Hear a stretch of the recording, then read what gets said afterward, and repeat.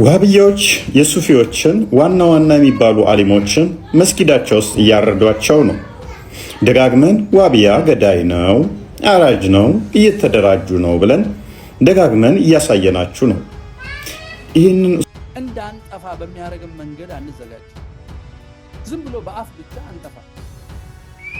ዋሃብያና ቫይረስ ወይም ደግሞ ባክቴሪያ አንድ አይነት ናቸው። ስለሱ በዚህ ሀገር ላይ ጂሃድ ብታወጅ አለበት። ግራህን ለመታ ቀኝን ስጥ እኛ ጋር ይሰራል። ግራህን ከመታ ቀኝን በደንብ አድርገህ አጣፈው አሉ። አስተሳሰባቸው ጠንጋራ ሰዎች። ለምሳሌ አፄ ዮሐንስ ያ ሁላ ጨፍጭፎ እኮ ስንት ታሪክ ተጽፎለታል። ያውም የውሸት ትርክት ሀገርን ያስበላ ባንዳ ነው። ደግሞ በጣም የምታስጠላኝ ነገር አለች። እኔ እኮ ሙስሊም ጎረቤት አለ፣ እኔ እኮ ሙስሊም ጓደኛ ምን አገባ ለያዕቆብ ነገድ ለእስራኤል ጠባቂያቸው ነህ መልአከ ኃይል ሚካኤል ፍቅርን አድለን ምሕረትን ቅዱስ ሚካኤል የኛ አባት ሰላም አድለን ምሕረትን የካው ሚካኤል የኛ አባት ኦ ሚካኤል ኦ ሚካኤል ኦ ሚካኤል ሊቀ መላእክት እጃችሁን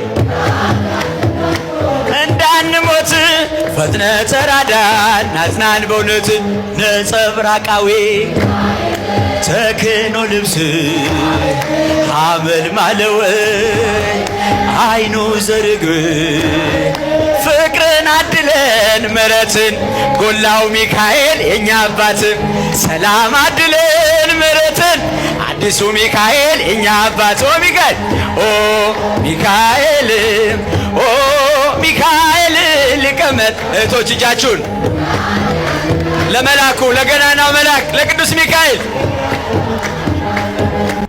ዋሃብያዎች የሱፊዎችን ዋና ዋና የሚባሉ አሊሞችን መስጊዳቸው ውስጥ እያረዷቸው ነው።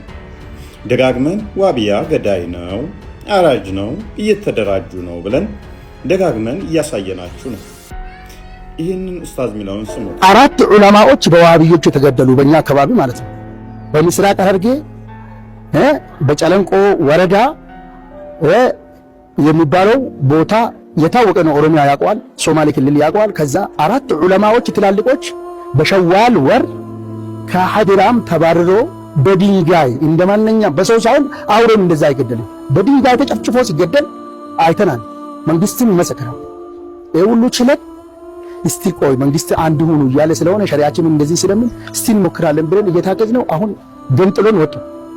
ለዚህ አሁን የዛሬው ግዴታ ሆነብን፣ ሰጠናል። አልহামዱሊላህ ይጠጥ እንግዲህ የዋሃብያ አካሂድ ግድያን መሰረት ያደረገ ነው። አመሰራረታቸውም እንደዛ ነው።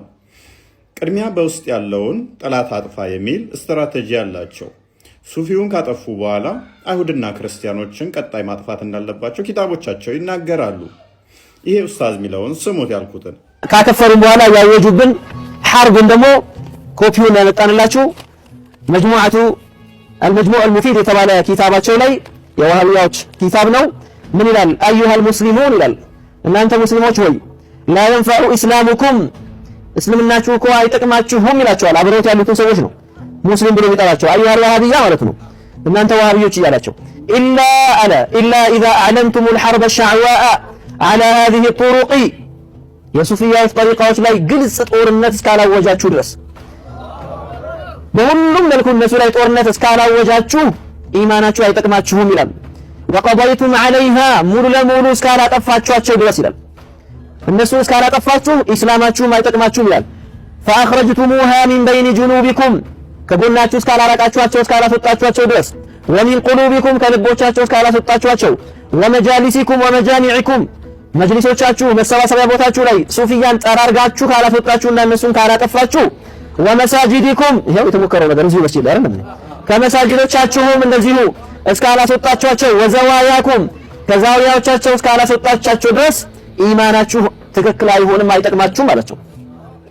ምን አለ? ሐሪቡሃ قبل أن تحاربوا اليهود ይላል። ወልዒያዙ ቢላህ ይሁዶችን ከመዋጋታችሁ በፊት ሱፊያውን ተዋጉ ይላል። فإنها روح اليهود እንግዲህ ሽብርና ውሸት መሰረታቸው የሆነ ዋሃብያ ኡስታዞችና ተከታዮች መሬት ላይ ክርስቲያንና ነባሩን ሱፊዎችን እያጸዷቸው ነው፣ እየጨረሷቸው ይገኛሉ። ነገር ግን መጅሊሱ የዋሃብያው መጅሊስ ማለት ነው አዲስ ፕሮፓጋንዳ ዞ መጥቷል።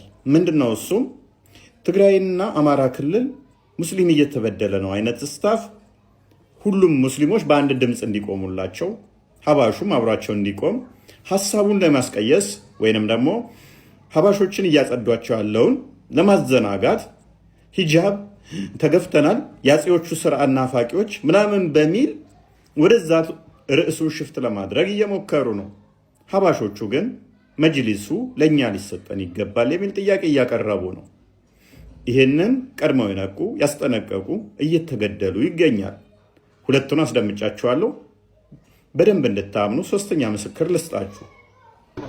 የወሃቢያን መስመር ካሁኑ ካልቀጨ ነው ወሃቢይ ብለን ዑለማዎች በየቦታው ካላስተማረን ካላስጠነቀቀን አሁን ከእጃችን ያሉ ልጆች የገዛ ባለቤቶቻችን የገዛ ልጆቻችን ነገ እኛን ለማረድ እንደሚጋበዙ ይሄ ግልጽ ነው። በየሀገሩ የተደረገው በየሀገሩ የተሰራው ለኛ ማሳያ ሊሆን ይችላል። አገር ፈርሶበታል የወሃቢያ አስተምሮት፣ አባት ተገሎበታል የወሃቢያ አስተምሮት፣ ልጅ እናት ተገላበታለች የወሃቢያ አስተምሮት። ደጋግመን አሳይተናል፣ ደጋግመን ነግረናል። እኔም ቴሌግራሜ ላይ ወደ 25 ደቂቃ የሚደርስ የራሳቸውን ወሃቢያ በታላቅ እርድ እንመጣላችኋለን፣ እናሳያችኋለን፣ ቤታችሁ መጥተን እንጨርሳችኋለን የሚል ዶክመንታሪያቸውን ለቅቄዋለሁ። አሉ ከኛ ውስጥ ሆነው ተው የሰው ሃይማኖት አትንኩ የሚሉን ማለት ነው። እየተዘጋጁ ነው። ወሃቢያዎች ገዳይ ናቸው። ምንም የምንሸማቀቅበት የለም ይህንን ስንናገር። እነሱም ተግባራቸው ስለሆነ በአደባባይ የሚያደርጉት ስለሆነ ማለትም መጽሐፍቶቻቸው ላይ ያለ ስለሆነ ከነሱ ጋር በደንብ ጠንቅቀው የሚያውቋቸው ደግሞ ሀባሾቹም ገዳይ መሆናቸውን እየመሰከሩባቸው ይገኛል። ታዲያ ወገን እስከ መቼ ነው በሼምና በፍራቻ ተይዛችሁ ራሳችሁን ማትከላከሉት? ወይንም ደግሞ ለነኚህ ለአራጆች ድጋፍ እየሆናችሁ እያጨበጨባችሁ መቃሩት? ውድ ኦርቶዶክሳውያን ነቃ ልትሉ ይገባል። ይህ መረጃ ላልሰሙት አድርሱላቸው። ወሃቢያ እና ቫይረስ ወይም ደግሞ ባክቴሪያ አንድ አይነት ናቸው። ስለሱ ከማስረዳት በፊት እነዚህን ሰዎች እስቲ ሰምተን እንመለስ። መቃን ኪሰን eenyu ኢየሱስ ዮኪን ጂሰስ ጀደም eenyu ኢየሱስ ኢትዮጵያ ሀዬ ጂሰስ ኢትዮጵያ በገነጋን ገረ ኢትዮጵያ ሩፍተን በገነጋን ነው ይደን ይበቃል። እንግዲህ እነዚህ ሁለት ወሃቢያዎች ምን እያሉ ነው? ይሄ አንደኛው ጌ የሚመስለው የለም፣ ይሄ ጸጉሩ እንትን ያደረገው ቀሚስ ያደረገው ማለት ነው። እሱ አይ ቲንክ ጌ ይመስለኛል። ምን አለ? እኔ ኢየሱስ ነኝ ይላል። ያኛው ደግሞ ኢንተርቪው ያደርገዋል። ኢየሱስ እንደምን ከኢትዮጵያ መጣ፣ ሰላም ነህ፣ አምላክ ነህ፣ አይኔ አምላክ አይደለሁም ያለ እንትን ነኝ ምናምን እያለ ድራማ ይሰራሉ ማለት ነው። ሞክ እያደረጉ ኢየሱስ ላይ ሞክ ማድረጋቸው ነው። የት ነው ደግሞ? እዚህ ኢትዮጵያ ውስጥ ነው። እንግዲህ እነዚህ ዋሃቢያዎች እኛ አሁን ሪአክት ብናደርግባቸው በአምላካቸው ላይ ምንድን ነው ቆንጨራ ነው የሚያነሱት። ይሄ ከላይ የምታዩት ነው አምላካቸው። ይሄ ሁለት ቀኝ እጅ ያለው ማለት ነው። ይሄንን ሁለት ቀኝ እጅ ያለውን አሁን እኔ እሱ ነኝ ብዬ ወጥቼ ድራማ በሰራ ይገደል 1 ቢሊዮን እሱን ለገደለ ምናምን ይባላሉ። ባክቴሪያ ሰው ላይ ካልተጣበቀ ሰውን ካልጎዳ መኖር አይችልም አይደለ? ሰውን በሽተኛ ካላደረገ መኖር አይችልም። ራሱን ችሎ መኖር አይችልም። ቫይረስም እንደዛ ናቸው። ወሃቢያ ማለት ቫይረስ ነው። ይሄንን ባለ ሁለት ቀኝ እጁን ገሃነም ውስጥ የሚኖረውን አላህ ሚስት ያጣውን አላህ እነሱ አላህ ማለት ነው የወሃቢዮች። ሙስሊሞቹ ሌሎቹ ሌላ ናቸው። ወሃቢያ የሚባል ሌላ ግሩፕ አለ።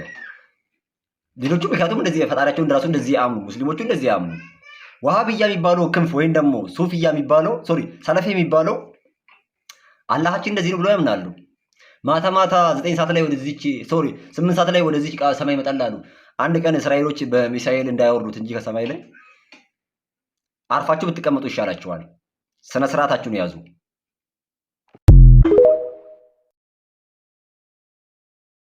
እንዳንጠፋ በሚያደርግም መንገድ አንዘጋጅ።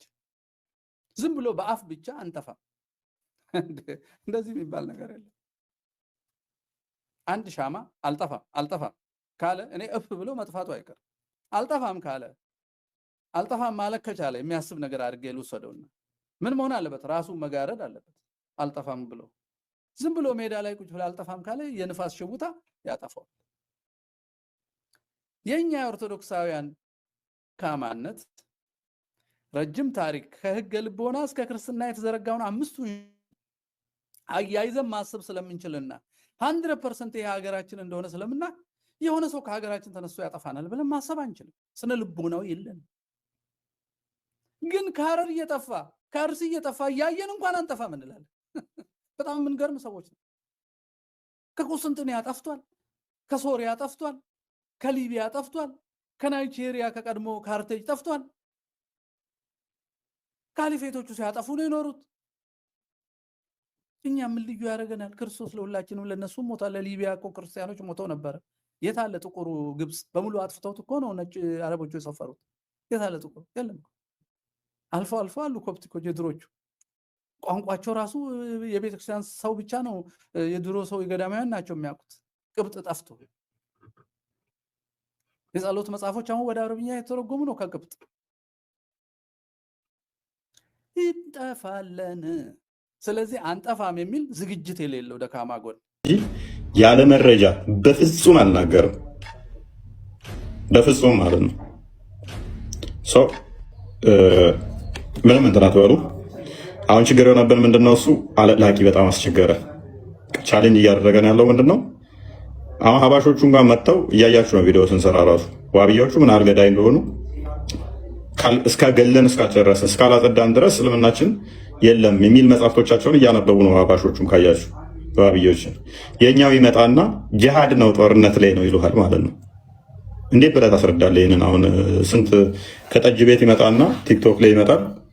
በተቻላችሁ መጠን ጊፍት ምናምን አትስጧቸው። እንደዚህ አይነት ሰዎች ሰርተው ይብሉ፣ ከቲክቶክ ይወገዱ።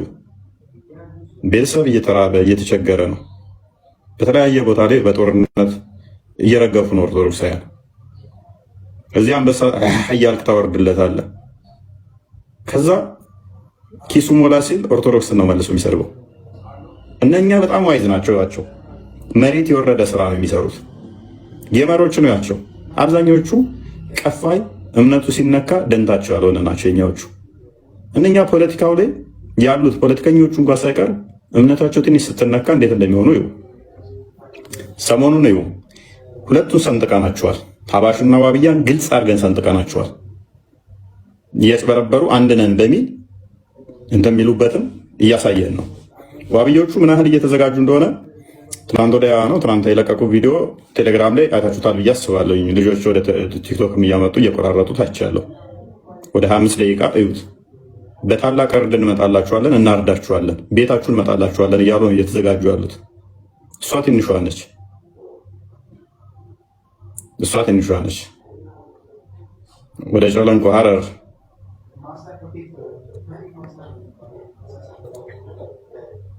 እና የተለያዩ ክፍሎች ኮምቦልቻ ጥሩ ነገሮች እየተሰሩ ነው። እስልምናው ላይ ጥሩ ነገር እየሰሩ ነው እነሱ።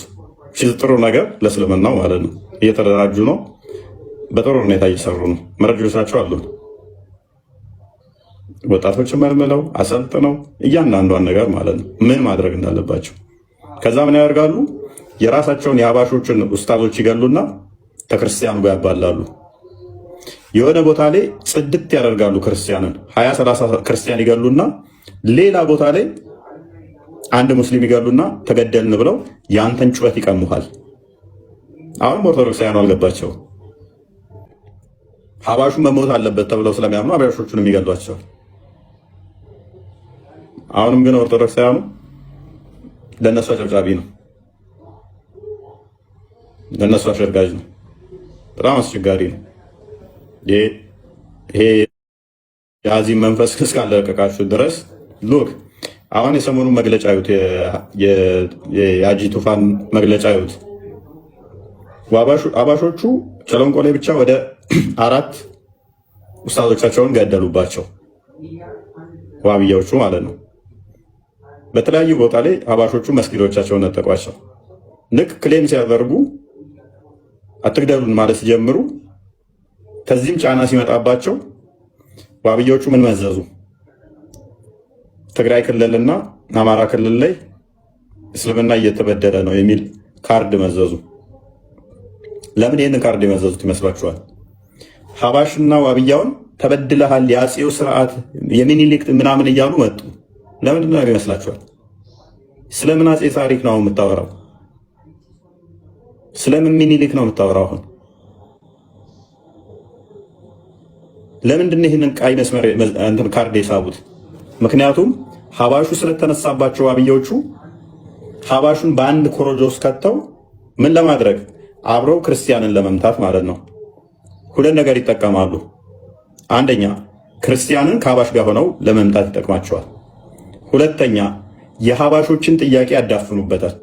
ሀባሾቹ መጅሊሱን ለቃችሁ ውጡ፣ መጅሊሱ ለእኛ ነው የሚገባው እያሏቸው ስለሆነ በዚህ ሲስተም ሀባሾቹ ጥያቄያቸውን እንዲረሱ ያደርጓቸዋል ማለት ነው። እንዳይጠይቁ ያደርጋቸዋል። የሂጃብ ጉዳይ እንደው እንደዚህ የኒቃብ ጉዳይ እንደዚህ ዩኒቨርሲቲ ላይ ሰላማዊ ሰልፍ የሚያስወጣ ነበረ፣ እንደዚህ የሚያስጮህ ነበረ። የዛሬ አይ ቲንክ የዛሬ 10 ምናምን ዓመት አካባቢ ኦፊሻል መግለጫ አለ እኮ አይቻልም የሚል ማለት ነው። አሁን እንደ አዲስ ለምንድን ነው እሱ አይቻልም ብርሃኑ ሲል ጀስት ደጋፊ ሞኜ ሳይሆን ተቃዋሚ ሞኜ ሳይሆን እንዲሁ ጥያቄውን አስቡትና ከዛ እስቲ ዳውን እያልክ እስክትወጣ ድረስ በሚሊየን ሰው በጦርነት እያለቀ የዩኒቨርሲቲ ተማሪ አንድ ቀን ድምፁን ያላሰማ ከሂጃብ ወይንም ከእንደንትን ጋር መግለጫ ሀገሪቷን ትፈርሳለች ይሄ አጼው ስርዓት ነው ምናምን ብለው መግለጫ ሲያወጡ በዚህ ሁሉ ህዝብ እያለቀ ማለት ነው። ለምን ይመስላችኋል? ምክንያቱም ህዝቡን በዚህ ስሜትን ይቀሰቅሱትና የዝንጀሮ ጠባቂ የመሰሉት መጅልስ ላይ የተቀመጡት ከዛ ምን ያደርጋሉ? ሀባሹን ምንም አያውቀው ማህበረሰብ ከኋላቸው ያሰልፉና ስልጣናቸውን ያራዝሙበታል። የሀባሾችን ጥያቄ ያዳፍኑበታል። ክርስቲያኖቹን ደግሞ አብረው ዝሆን ለመምታት ይጠቀሙበታል ማለት ነው። የኛው ይመጣና ሙስሊምና ክርስቲያን አብሮ ተዋልዶ አብሮ ተጋብቶ ይላል ጠጃም። ከዛ እንደዚህ ሲል ምን ይላል መሰለህ? እፎይ መገደል አለበት፣ እፎይ መታሰር አለበት፣ እፎይ መቀጣጫ መሆን አለበት ይላል። ግብዳ መስቀል ያሰረን ይመጣና ከዛ አንተ ነህ እውነተኛ ክርስቲያን ማሻአላ እስልምናን ይወፍቅህ፣ ሐቀኛ ነህ አንተ እስልምናን ይወፍቅህ ሲባል ሞቅ ይለዋል። ከዛስ እኛን አይወክሉም እነኚህ እኛን ሊያባሉ ነው ክርስቲያኖችን እየጠራ ያስመታል። ከዛ ክርስትና ላይ እስልምና ቻሌንጅ የሚያደርጉትን አንተ ሐቀኛ ነህ እውነተኛ ነህ አንተ እስልምናን ተመኛለህ እስልምናን ይወፍቅህ ሲባል ከዛ ኮመንቱ ላይ ላይክ ያደርጋል ልብ ቅርጽ ምናምን። የምታመልከው አምላክ ጣዖት ነው እያለህ እኮ ነው እስልምናና ተቀበል ሲልህ ላይክ ያደርጋል።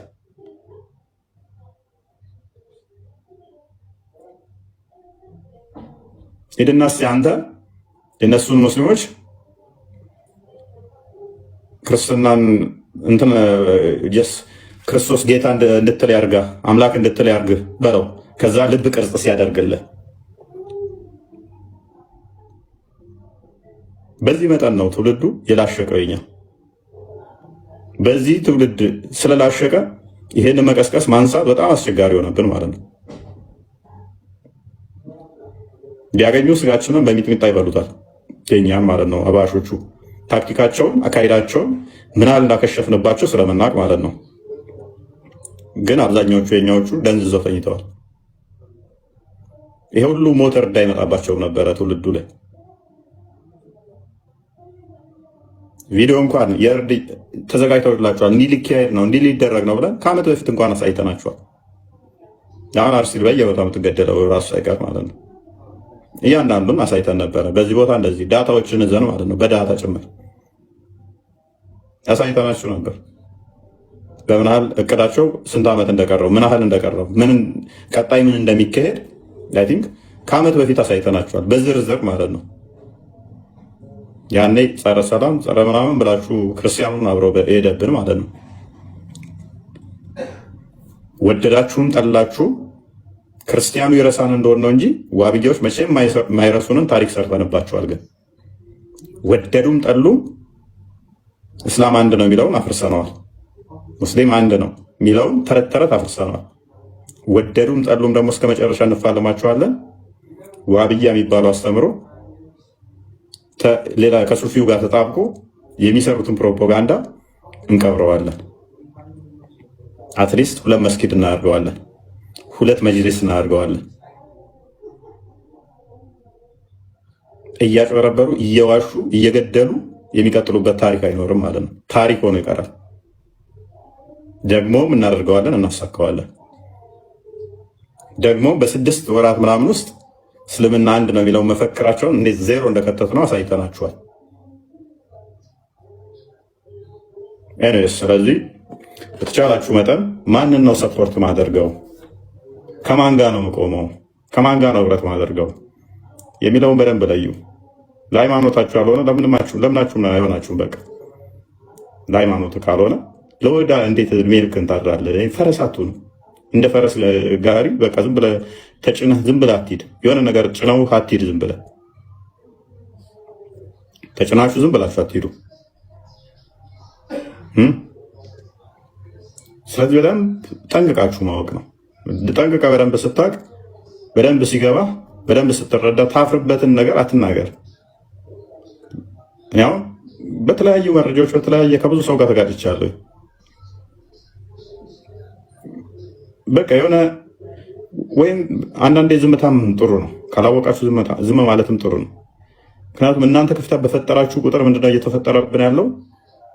የኛው ሰው ራሱ እንዲጠራጠር ማድረግ ስራ ማለት ነው። እነኛ ይጠቀሙታል። ይሄን እጅ ሰጥተው ባለበት ላይ የኛው ይመጣና ለነሱ ማገድ ይሆናል ማለት ነው። አሁን ሰሞኑን በእርድ ላይ ጉዳይ እንኳን እኔ ቻሌንጅ አድርጌያቸው ነበር። ንጽጽር አቆማለሁ ውሸት ነው ካለው ኡስታዙ እኔ ቻሌንጅ አድርገኝ ብዬ ማለት ነው። ደግነን ካላችሁ እንግዲህ ምን እናደርጋለን እያለ እኛው ክርስቲያኑ መጥቶ ጭራሽ ለከፍት ነው የተነገረው ብሎ ግግም ይላል ማለት ነው። እኔ ሙሉ ቪዲዮ አለኝ። ሙስሊሞቹን ቆርጠውታል፣ ክርስቲያኖቹን ቆርጠውታል። አክቹዋሊ ሙርተድ ሚል እያለ ካፊር ሚል እያለ ጂሃድ የምትለዋን ብቻ ዘው ይወስዳሉ፣ ከዛ ይተረጉማሉ። በእሳት አታቃጥለው በሴፍ ቅላው የሚል ቃል ተቆርጦ ወጥቷል። ሙሉ ቪዲዮ አለኝ እኔ ያልተቆረጠው።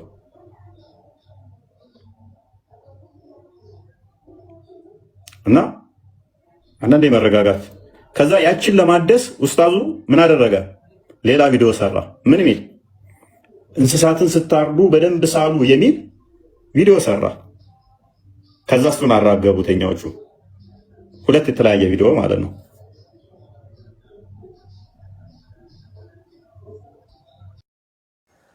የኢትዮጵያ ኦርቶዶክስ ተዋሕዶ ቤተክርስቲያን ለምን የጥቃት ኢላማ ሆነች በሚል ጉዳይ ነው የምንወያየው። እንግዲህ እንደምታውቁት ኦርቶዶክሳውያን በያላችሁበት እንደምትረዱት የኢትዮጵያ ኦርቶዶክስ ተዋሕዶ ቤተክርስቲያን ከቅርብ ጊዜ ወዲህ በተለያየ መልኩ የመከራ ገፈት ቀማሽ የዱላ ሁሉ ማረፊያ እንደሆነች ይታወቃል። የመከራ አይነቶቹም የተለያዩ ናቸው እና ለምንድን ነው እንደዚህ የሆነችው የሚለውን በጥቂቱ ለመወያያ ለመነጋገሪያ ሐሳብ ያህል ነው በዚህ ሐሳቤን ማቀርበው። እንግዲህ የኢትዮጵያ ኦርቶዶክስ ተዋሕዶ ቤተክርስቲያን ለሀገራችን ኢትዮጵያ ያደረገችው አስተዋጽኦ አበርክቶት ቀላል ቢባል አይደለም። በታሪኳ ውስጥ የ5000 ዓመት ታሪክ ቀርጻ ያስቀመጠች ቤተክርስቲያን ናት።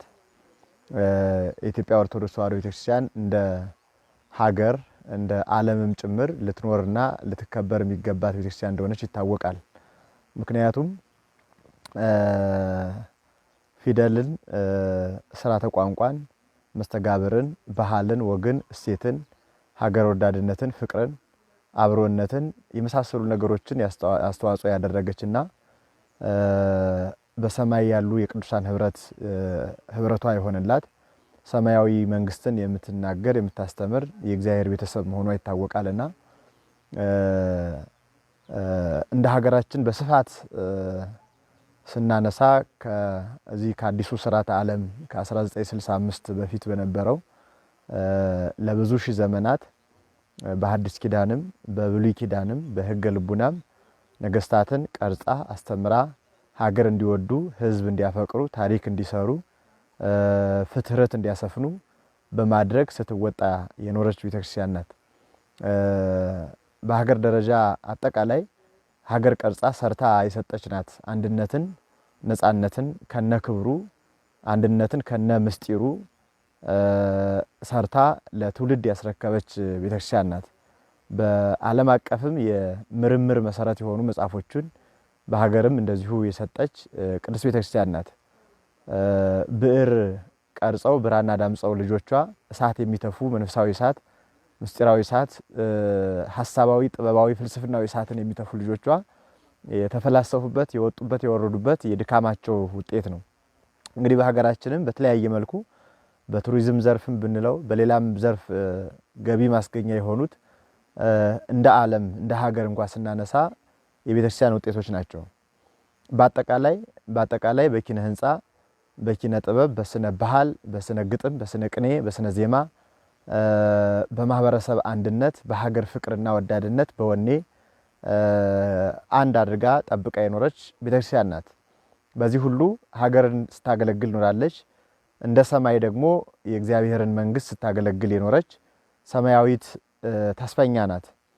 ይሄ ቤተክርስቲያን የተሰራችበትን ዓላማ ሳትዘነጋ የመጣች ቤተክርስቲያን ናት ማለት ነው። የኢትዮጵያ ኦርቶዶክስ ተዋሕዶ ቤተክርስቲያን ለሀገራችን ለኢትዮጵያ በጎ ከሚባለው ነገር ሁሉ አላደረገችም ማለት አይቻልም። በጎ ከሚባለው ነገር ሁሉ አላደረገችም ማለት አይቻልም። ክፉ ከሚባለው ደግሞ ቤተክርስቲያን አንዳችም አላደረገችም።